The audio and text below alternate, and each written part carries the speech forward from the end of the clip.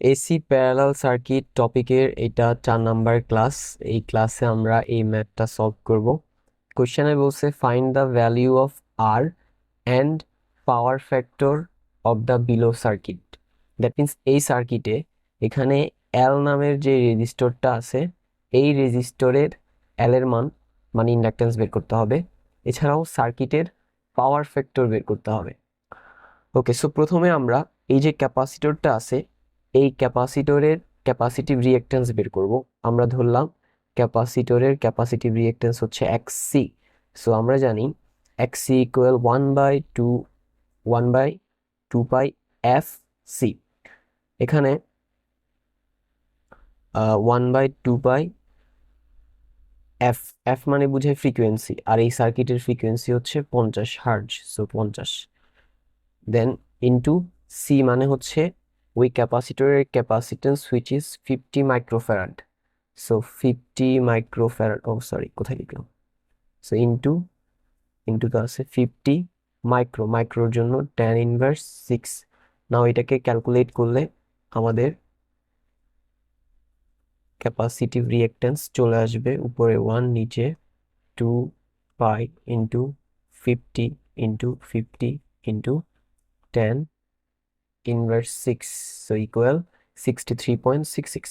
So capacitive reactance 63.66 ohm. Okay fine. এরপরে সার্কিটের যে টোটাল ভোল্টেজটা সেটা হচ্ছে ভি ইকুয়াল 230 ভোল্ট।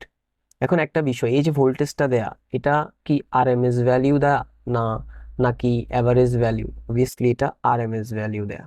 সো আমি এখানে জাস্ট বুঝার জন্য আরএমএস লিখে রাখলাম। এরপরে এই ভোল্টেজের কারণে সার্কিট দিয়ে যে কারেন্ট প্রবাহিত হচ্ছে সেটা হচ্ছে এই আই নামের কারেন্টটা, যেটা সাইনোসয়েড ফর্মে দেয়া আছে। আমরা এটাকে যেভাবে দেয়া আছে ওভাবে লিখি, I equal tan√2 sine omega t plus 20। নাও এটাকে আমরা ফেজরে লিখব, ঠিক আছে? সো ফেজরে আমরা এটার প্রথমে ম্যাক্সিমাম ভ্যালুটা লিখি, which is tan√2 angle of 20, ঠিক আছে, অ্যাম্পিয়ার। আমরা জানি ফেজর লেখার জন্য দুইটা জিনিস লেখা লাগে, একটা হচ্ছে সাইনোসয়েডের ম্যাক্সিমাম ভ্যালুটা যেটা আমরা লিখছি, আর একটা হচ্ছে সাইনোসয়েডের ফেজ অ্যাঙ্গেলটা, ওইটাও আমরা লিখছি 20। কিন্তু একটা বিষয় হচ্ছে, আমি এখানে যে ভোল্টেজটা আমার কোশ্চেনে দিয়ে দিছে সেটা হচ্ছে আরএমএস ভ্যালিউ, বাট এই যে কারেন্ট, এটা আমি ম্যাক্সিমাম ভ্যালিউ লিখছি। সো মিলতেছে না, আমাকে কারেন্টেরও আরএমএস ভ্যালিউ লিখতে হবে। সো কারেন্টের আরএমএস ভ্যালিউ বের করার যে সূত্র সেটা আমরা জানি, IM ডিভাইডেড বাই √2। সো এখানে IM এর মানটা বসালে এবং ওটাকে √2 দিয়ে ভাগ করলে হয়ে যাবে IM এর মান tan√2 অ্যাঙ্গেল অফ 20 ডিগ্রি, এটাকে √2 দিয়ে ভাগ। সো tan√2 কে √2 দিয়ে ভাগ দিলে √2 কাটা গেলে অবশিষ্ট থাকে tan angle of 20 degree. So হয়ে গেল IRMS। এবার এই যে আইআরএমএস কারেন্টটা, যেটা আমি এখানে জাস্ট এভাবে করে দেই যাতে বুঝতে সুবিধা হয়, এই আইআরএমএস কারেন্টটা এইভাবে হয়ে এই ক্যাপাসিটরটা দিয়ে ফ্লো হবে। তো ক্যাপাসিটরটা দিয়ে যখন একটা কারেন্ট ফ্লো হবে, অবভিয়াসলি ক্যাপাসিটরে কিছুটা ভোল্টেজ ড্রপ হবে। সো ক্যাপাসিটরে যে ভোল্টেজ ড্রপ হবে আমি সেটাকে ধরলাম ভিসি। সেটা কিভাবে বের করবো? আমরা জানি ভোল্টেজ সমান কারেন্ট ইন্টু রেজিস্ট্যান্স, আর এই ক্যাপাসিটর দিয়ে যেই কারেন্ট ফ্লো হচ্ছে সেটা হচ্ছে IRMS। আর এটার যে রেজিস্ট্যান্স, ক্যাপাসিটরের তো রেজিস্ট্যান্স হয় না, ক্যাপাসিটরের হয় রিঅ্যাকট্যান্স, যেটা হচ্ছে XC। সো আমরা XC দিলাম। দেন মানগুলো যদি বসাই, প্রথমে IRMS এর মান বসাই, যেটা আসছিল tan⁻⁻20 ডিগ্রি। দেন হচ্ছে XC। এখন ইম্পর্টেন্ট একটা বিষয় হচ্ছে, এই যে XC বা ক্যাপাসিটিভ রিঅ্যাকট্যান্স, এই জিনিসটা শুধু এখানে মানটা আছে, কিন্তু ক্যাপাসিটিভ রিঅ্যাকট্যান্স বসানোর সময় এটার সাথে যে অপারেটর অ্যাড করতে হবে। আর আমরা জানি যদি ইন্ডাকটিভ রিঅ্যাকট্যান্স হয় তাহলে তার সাথে অপারেটর হিসেবে শুধু যে অপারেটর অ্যাড করতে হয়, আর যদি ক্যাপাসিটিভ রিঅ্যাকট্যান্স হয় তাহলে তার সাথে অপারেটর হিসেবে মাইনাস যে অপারেটর অ্যাড করতে হয়। সো আমাদের যেহেতু এখানে রিঅ্যাকট্যান্সটা ক্যাপাসিটিভ রিঅ্যাকট্যান্স, তাহলে ক্যাপাসিটরের রিঅ্যাকট্যান্সের সাথে আমাদের মাইনাস যে অপারেটরটা অ্যাড করতে হবে। তাহলে সেই হিসাবে আমাদের এখানের যেই রিঅ্যাকট্যান্সটা সেটা হবে -J, আর এটার যে ভ্যালুটা সেটা হচ্ছে 63.66। নাও এটাকে ক্যালকুলেট করলে ক্যাপাসিটরে কি পরিমাণ ভোল্টেজ ড্রপ হচ্ছে সেটা চলে আসবে। সো প্রথমে হচ্ছে 10 angle of 20 bracket close, again bracket start 63.66, আচ্ছা আগে একটা মাইনাস দিতে হবে, -63.66, যে অপারেটরের পরিবর্তে এখানে আছে আই, ব্রেকেট ক্লোজ ইকুয়াল, এটা রেক্টেঙ্গুলার ফর্মে আসছে, পোলারে নিয়ে যাব তার জন্য shift 2 3 equal 636.6, 636.6 angle of -70। So এটাই আমাদের ভোল্টেজ, যে ভোল্টেজটা ক্যাপাসিটরে ড্রপ হবে। এখন আমি তো যেই ভোল্টেজটা অ্যাপ্লাই করতেছি সেটা হচ্ছে 230 ভোল্ট, যার মধ্যে কিছুটা ভোল্টেজ ক্যাপাসিটরে ড্রপ হবে। যেই পরিমাণ ভোল্টেজ ক্যাপাসিটরে ড্রপ হবে সেটা হচ্ছে এটা, আর বাকিটা এই ব্রাঞ্চটাতে চলে যাবে। সো এই ব্রাঞ্চটা কি পরিমাণ ভোল্টেজ পাচ্ছে বা এই ব্রাঞ্চটাতে কি পরিমাণ ভোল্টেজ আসছে সেটা আমরা কিভাবে বের করব? টোটাল ভোল্টেজ থেকে ক্যাপাসিটর যে ভোল্টেজটা খেয়ে ফেলবে সেটা বাদ দিয়ে দিলে এটাতে কতটুকু যাবে সেটা আমরা পেয়ে যাব। সো এটাতে যে ভোল্টেজ যাবে সেটাকে আমরা ধরলাম V2। সেটা কিভাবে বের করব? সেটা হচ্ছে টোটাল ভোল্টেজ, যেটা হচ্ছে 230 ভোল্ট, 230 ভোল্ট থেকে ক্যাপাসিটর যে ভোল্টেজটা খরচ করবে যেটা হচ্ছে 636.6 অ্যাঙ্গেল অফ -70, এটা বিয়োগ দিলেই আমরা পেয়ে যাব।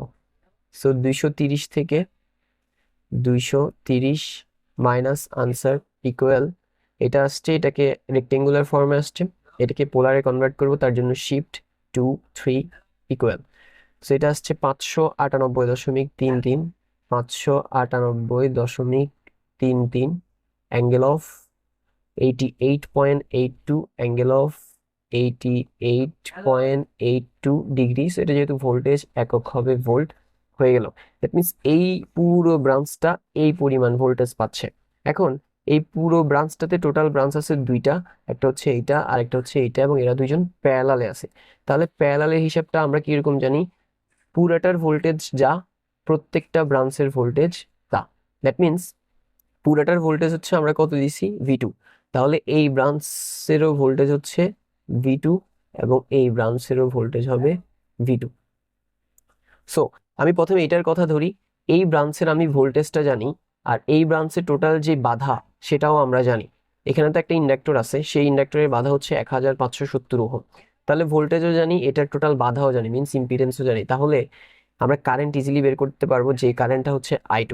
সো I2 কারেন্টটা যদি আমরা বের করতে চাই, আমরা জানি I ইকুয়াল V/R। এখানে V হচ্ছে I2 আর R হচ্ছে এটা হচ্ছে একটা ইন্ডাক্টর, সো এটার বাধাকে ধরলাম XL। নাও V2 এর মান বসাই, V2 এর মান হচ্ছে 598.33 অ্যাঙ্গেল অফ 88.82 ডিগ্রি, আর নিচে এক্সেল এর মান হচ্ছে কত? 1570। এখন আমরা এর আগে একটা জিনিস দেখছিলাম যে এই 1570 কিন্তু ইন্ডাক্টরের কি হয়? রিয়েক্টেন্স।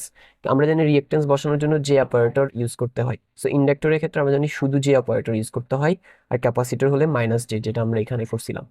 যাই হোক, সো যে অপারেটর দিলাম, নাও এখানে এটাকে ভাগ করে ফেললাম, আমাদের আনসার চলে আসবে। এটাকে ভাগ করব, সো ভাগ 1570 যে ব্রেকেট ক্লোজ ইকুয়াল, এটাকে রেক্টেঙ্গুলার থেকে পোলারে নিয়ে যাব, সো শিফট 2 3 ইকুয়াল, যেটা হচ্ছে 0.3811, 0.3811 angle of -1.17, angle of -1.17 degree. এটা যেহেতু কারেন্ট, সো একক হবে অ্যাম্পিয়ার। হয়ে গেল, আমরা এই কারেন্টটা জানি। ওকে, এখন আমাদের এদিক থেকে এই IRMS কারেন্টটা এইভাবে করে আসছে, আসার পরে সেটা এই পয়েন্টে এসে দুই ভাগে ভাগ হয়েছে, কিছুটা উপরের দিকে গেছে আর কিছুটা নিচের দিকে গেছে। উপরের দিকে যত গেছে সেটা আমরা এখানে পাইছি, তাহলে নিচের দিকে কত যাবে সেটা কিভাবে বের করব? টোটালটা থেকে উপরে যে I2 কারেন্টটা গেছে সেটা বাদ দিলে নিচের I1 পেয়ে যাব। তাহলে I1 পাবো আমরা পুরোটা থেকে, যেটা IRMS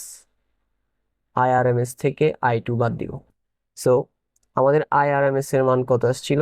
10 angle of 20 degree, R I2 এর মান হচ্ছে 0.3811 angle of -1.17 degree. Okay, so এটাকে আমরা এখন okay, so 10 angle of 20 bracket close minus answer equal, এটা রেক্টেঙ্গুলার আসছে, এটাকে পোলারে নিয়ে যাব, তার জন্য শিফট 2 3 ইকুয়াল, যেটা হচ্ছে 9.6456, 9.6456, 9.6456 angle of 20.81, angle of 20.81 degree.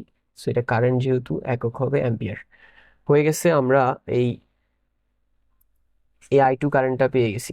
এখন এই ব্রাঞ্চের কারেন্টও জানি, ভোল্টেজও জানি, কারেন্ট I2 ভোল্টেজ V2, তাহলে এই ব্রাঞ্চের টোটাল ইম্পিডেন্স বের করতে পারবো না?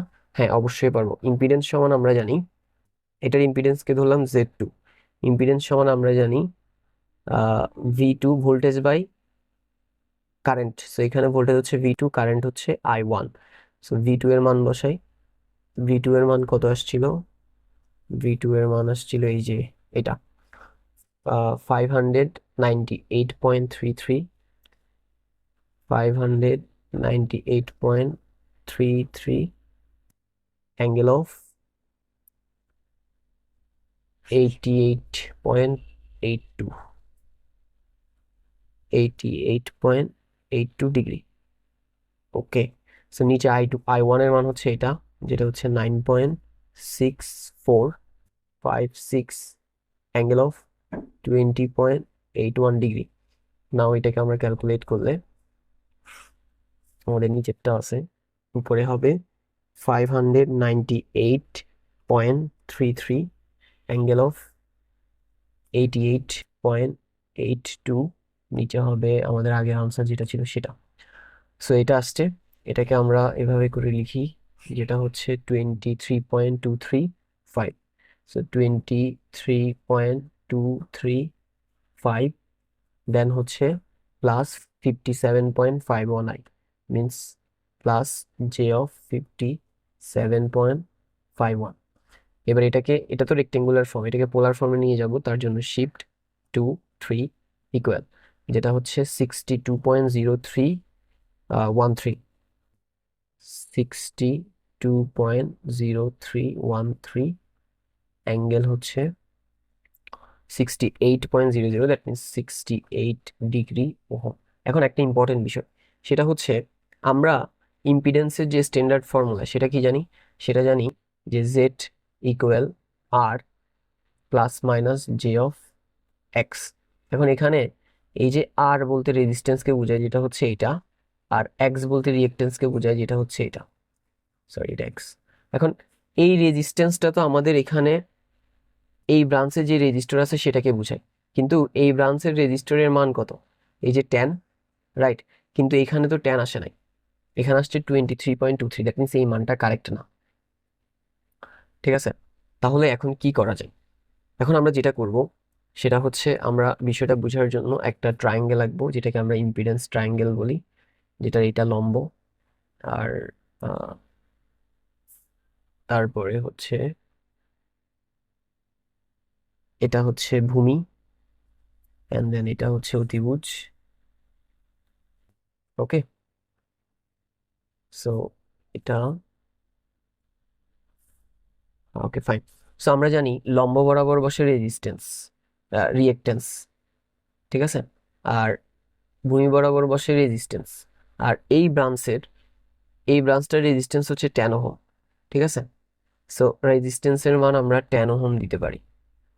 এবার অতিভুজ কি ইন্ডিকেট করে? অতিভুজ ইন্ডিকেট করে আমার যে টোটাল ইম্পিডেন্সটা, সেই টোটাল ইম্পিডেন্সের পোলার ফর্মের এই ম্যাগনিটিউড, যেটা হচ্ছে 62.0313 ওহম। আর এই যে অ্যাঙ্গেলটা, এটা ইন্ডিকেট করে এই এই জিনিসটাকে, ফেজ অ্যাঙ্গেলটাকে, হুইচ ইজ 68 ডিগ্রি। নাও আমাদের মূলত বের করা লাগবে এই রিয়েক্টেন্সের মান। আমরা এই রিয়েক্টেন্সকে ধরলাম এক্সএল, এক্সএল1।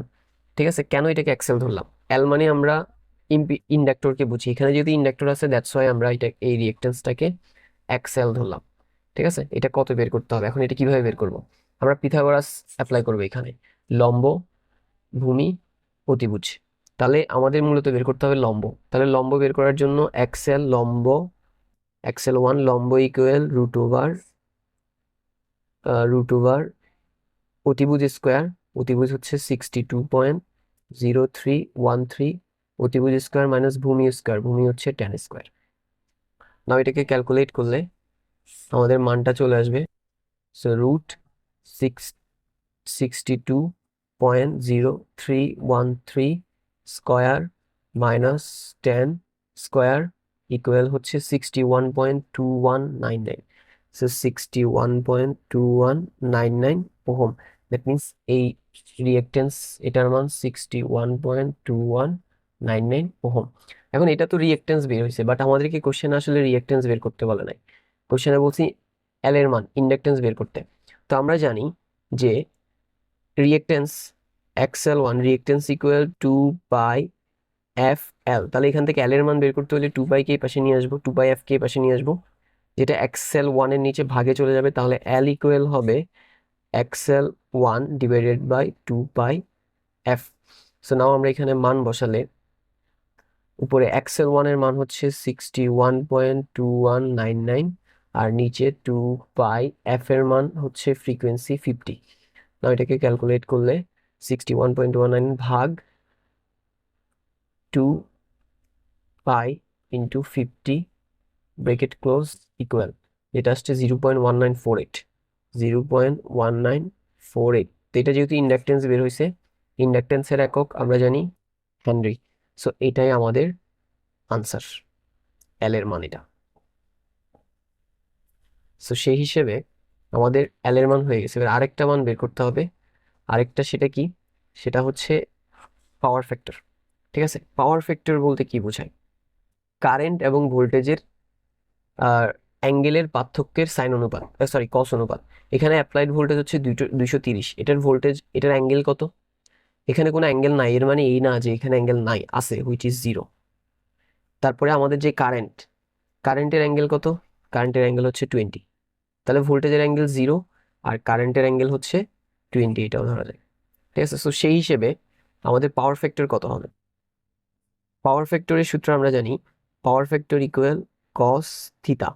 এবার এখানে থিতা এর মান কিভাবে বের করবো? থিতা সমান আমরা জানি ভোল্টেজের অ্যাঙ্গেল মাইনাস কারেন্টের অ্যাঙ্গেল। সো সেই হিসেবে আমাদের এখানে ভোল্টেজের অ্যাঙ্গেল কত আসছে? 0। আর কারেন্টের অ্যাঙ্গেল কত আসছে? কারেন্টের অ্যাঙ্গেল হচ্ছে এই যে, এটাই তো আমাদের টোটাল কারেন্ট, এটার অ্যাঙ্গেল কত? 20। সো সেই হিসেবে কারেন্টের অ্যাঙ্গেল হচ্ছে 20। নাও কস 0 থেকে 20 গেলে -20। এবার এটাকে ক্যালকুলেট করলে cos -20 ব্রেকেট ক্লোজ ইকুয়াল 0.93 9396। আমরা এটাকে জাস্ট 0.93 ইকুয়াল। এখন আমরা জানি পাওয়ার ফ্যাক্টরের সাথে ল্যাগিং এবং লিডিং নামের ওয়ার্ড অ্যাড করতে হয়। আমরা এখানে কোনটা অ্যাড করব? তো কোনটা অ্যাড করব সেটা বোঝার জন্য আমরা প্রথমে এটার একটা ভেক্টর আঁকি। আমরা ধরলাম এটা হচ্ছে ভেক্টরের XY অক্ষ। সো এই এক্স অক্ষ বরাবর হচ্ছে 0 ডিগ্রি আর ওয়াই অক্ষ বরাবর 90 ডিগ্রি। এবার আমাদের ভোল্টেজের যেহেতু অ্যাঙ্গেল কত ডিগ্রি? 0 ডিগ্রি, তাহলে ভোল্টেজ হবে এই অক্ষ বরাবর। সো এটা ধরলাম ভোল্টেজের ভেক্টর। ঠিক আছে, এরপরে কারেন্টের অ্যাঙ্গেল কত? কারেন্টের অ্যাঙ্গেল হচ্ছে 20 ডিগ্রি।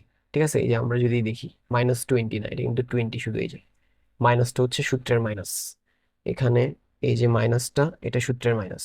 সো 20 ডিগ্রিকে 20, এটা যেহেতু +20 কিভাবে দিব? আমরা জানি রেফারেন্স অ্যাক্সিস থেকে ক্লকওয়াইজ গেলে মাইনাস থিতা আর অ্যান্টি ক্লকওয়াইজ গেলে প্লাস থিতা। আমাদের যেহেতু +20, তাহলে আমরা অ্যান্টি ক্লকওয়াইজ যাব। সো 20 ডিগ্রি হিসেবে ধরলাম এটা এতটুকু। সো এই জায়গার অ্যাঙ্গেলটা হচ্ছে 20, আর আমাদের ভেক্টরের জন্য এখানে একটা অ্যারো দিতে হবে। সো এটা হচ্ছে কারেন্টের ভেক্টর আর এটা হচ্ছে ভোল্টেজের ভেক্টর। এখন দেখা যাচ্ছে ভোল্টেজ আছে রেফারেন্স অ্যাক্সিসে, আর ভোল্টেজের চাইতে কারেন্টটা আগায় আছে। কত ডিগ্রি আগায় আছে? 20 ডিগ্রি। যদি ভোল্টেজের থেকে কারেন্ট আগায় থাকে তাহলে সেটাকে বলা হয় লিডিং। দ্যাট মিনস আমাদের এই পাওয়ার ফ্যাক্টরটা লিডিং পাওয়ার ফ্যাক্টর। ঠিক আছে, আর যদি কারেন্ট ভোল্টেজের থেকে পিছায় থাকে তাহলে সেটা হয় ল্যাগিং। বাট এখানে তো কারেন্টটা ভোল্টেজের থেকে আগায় আছে, সো এটা হবে লিডিং। দ্যাটস অল, এটা আমাদের সেকেন্ড আনসার। পাওয়ার ফ্যাক্টর বের করতে বলছিল, সেটার answer. So that's all for today, see you in the next class.